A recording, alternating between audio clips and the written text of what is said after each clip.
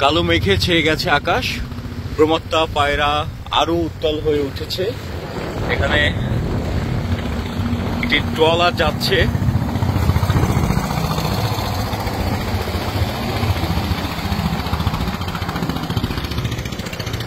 কালবৈশাখী তার আগমনী বার্তা দিয়ে দিল, কিছুক্ষণ পর হয়তো বৃষ্টি নামবে।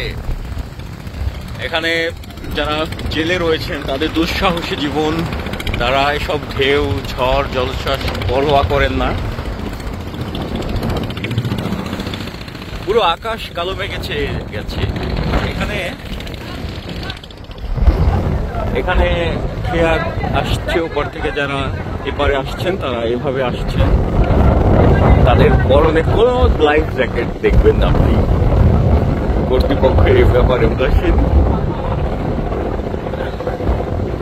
যদি কখনো দুর্ঘটনা ঘটে তাহলে কিন্তু চরম বিপদে পড়বে, ভোগান্তিতে পড়বে মানুষকে।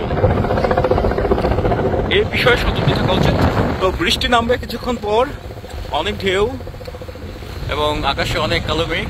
আমিও এখান থেকে চলে যাই, বৃষ্টি নামবে কিছুক্ষণের মধ্যেই। ভালো থাকুন সবাই।